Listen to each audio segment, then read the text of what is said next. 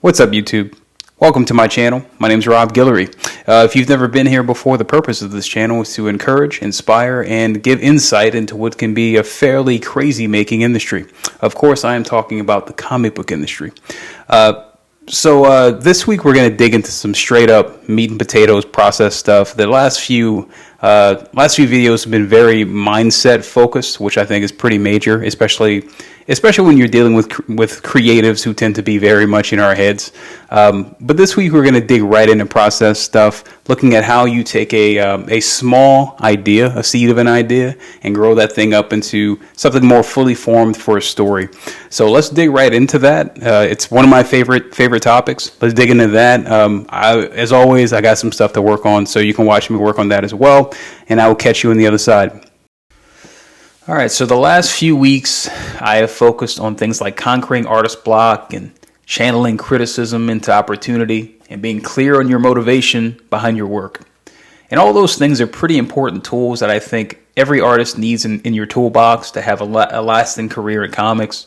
This week, I actually want to shift from all the talk about mindset into some real meat and potatoes process stuff. Namely, I want to talk about growing an idea from the initial inspiration to a fully fleshed out pitch. Now, of course, this is going to be a Cliff Notes version of the entire process, but I just want to give you a snapshot of it.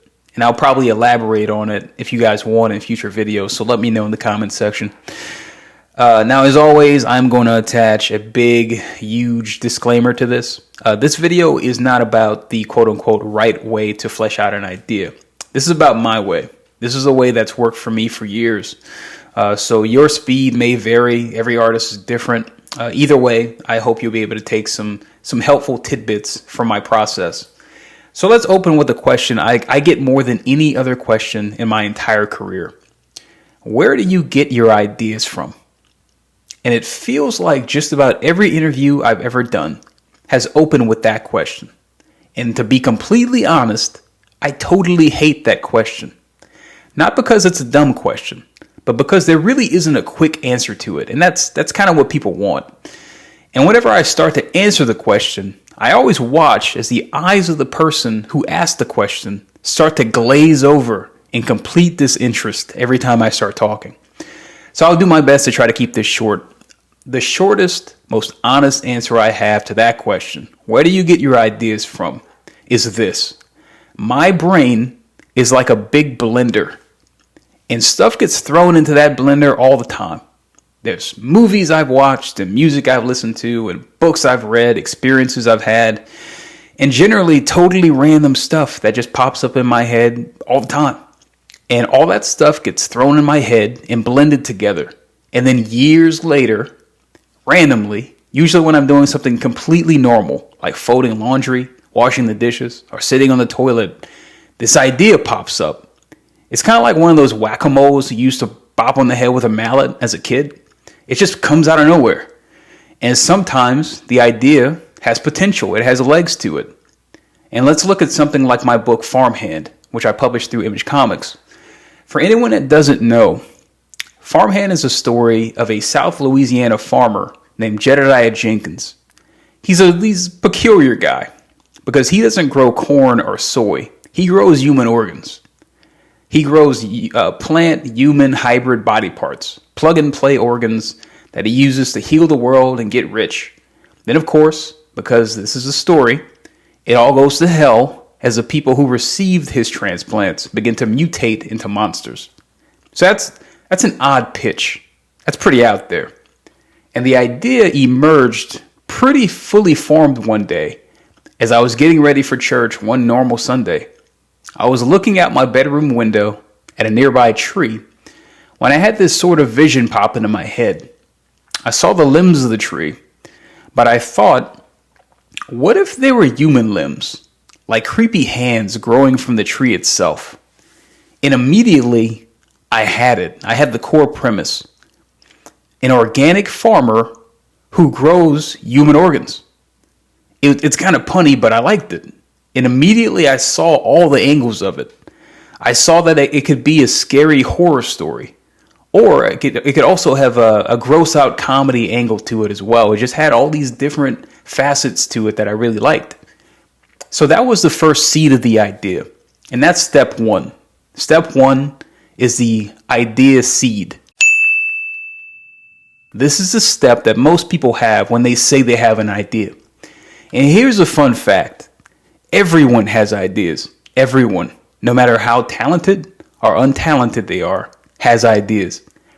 I'm sure you've experienced this as well, especially if you are a creator. You'll be at a family dinner and some uncle that you know will randomly say, "Hey, I've got a great idea for a movie." And he's not creative at all. Ideas are a dime a dozen. They're important, but they are not rare. See, the thing is, everyone has ideas, but most people stop right there at step one, at the seed of an idea. The trick is, you need to take that seed and water it.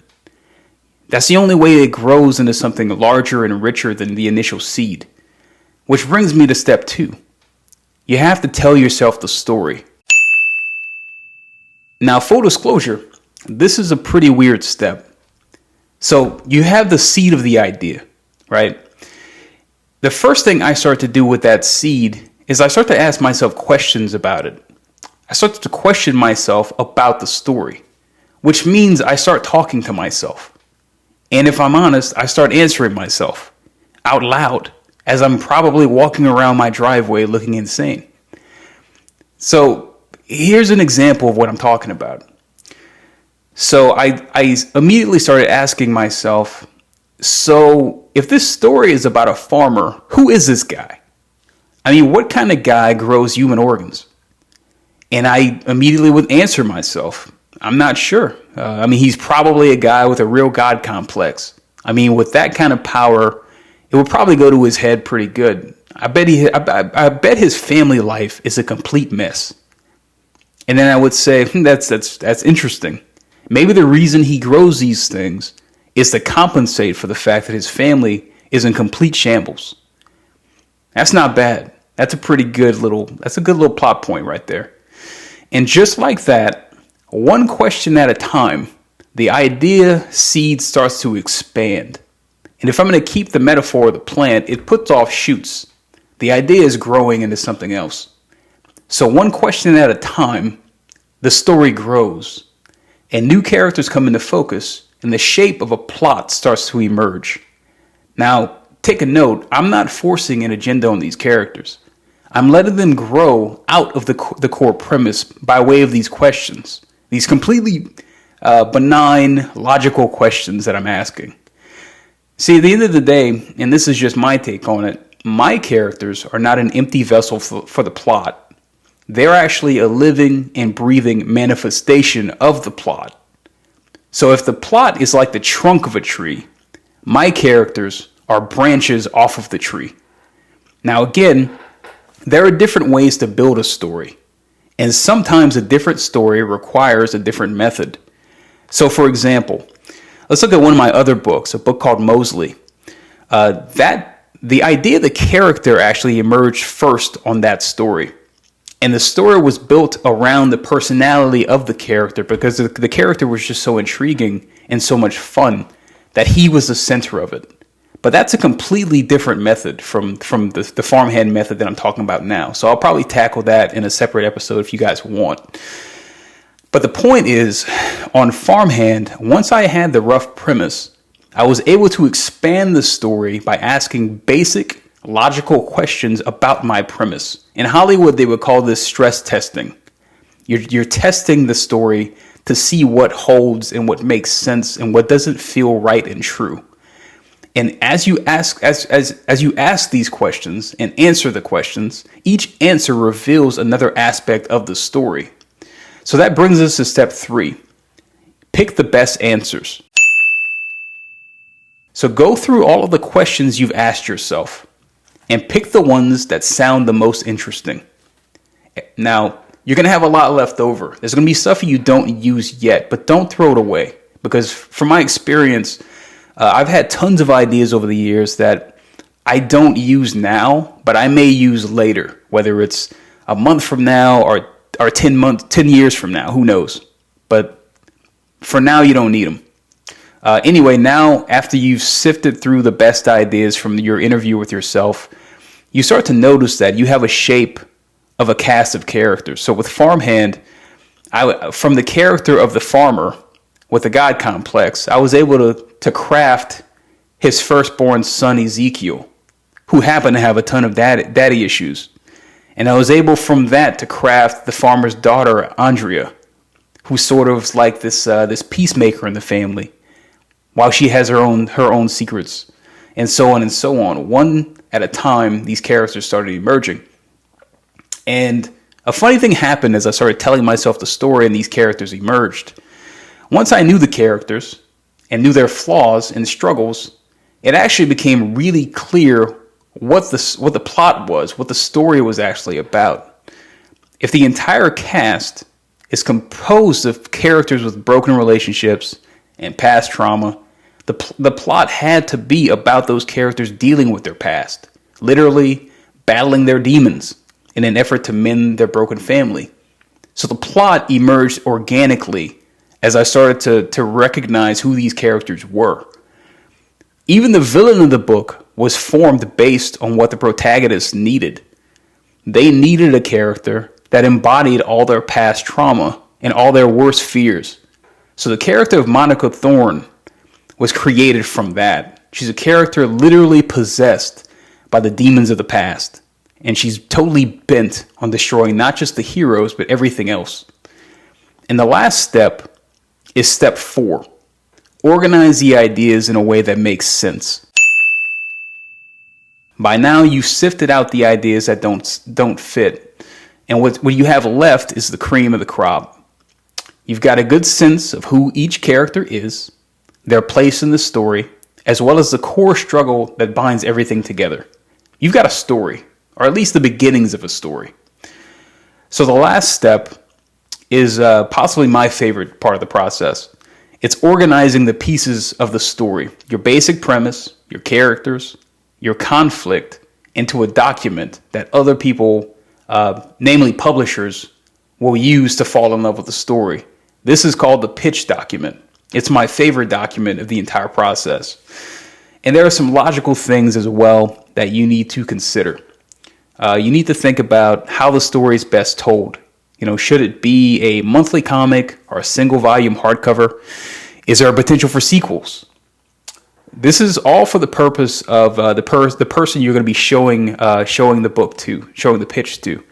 For instance, with Farmhand, I pitched it to Image Comics, so I wrote it with them in mind. But the entire purpose is to take all these ideas that you've been percolating on and sifting, and to order them into a way that an outsider can come in and read it and immediately get the point of the thing. So that's the pitch document. And just for an added bonus, I've actually uploaded a few sample pitch documents just for you guys. So I want you to go over them, familiarize yourself with the format. I've seen a ton of variations on this format, but they all tend to have a very similar format to the one that I'm giving you guys. So check the show notes, hit the link, and download it for free. So that's it for today. I really hope it's helpful to you guys, whatever stage of the process you're at. Let me know in the comments section if you want me to elaborate more on this. Like I said, this was a Cliff Notes version of it, and I can go way deeper into it. But this is a little taste of it. I hope it was helpful to you. All right, so that brings us to the end of another video. I hope that you were able to get something from that. You may have noticed my processes are very, very simple, and that is on purpose. I tend to be a fairly rational, logical guy, so my processes tend to look a lot like that. So even with a story, something that's that creative, I'm going down the line and asking little questions one by one, and the more I do that, things tend to come into focus for me. So, but again, like I said, this is a very small Cliff Notes version of my entire process. I didn't want to get too bogged down into the weeds, but if you guys would like to see a more elongated version, we can dig into that in future videos. Let me know down in the comments section. As always, let me know where you're at and how I can serve you. Let me know if there's any struggles, any particular areas you're wrestling with in your own creative journey, and I will get back to you in the comments section. Let's do all the usual stuff, like, share, subscribe, if you know anyone that would really get something from this, please send them a link to it. I love to have them. Until then, till next week. I'll see you guys later. Have a good week. Bye.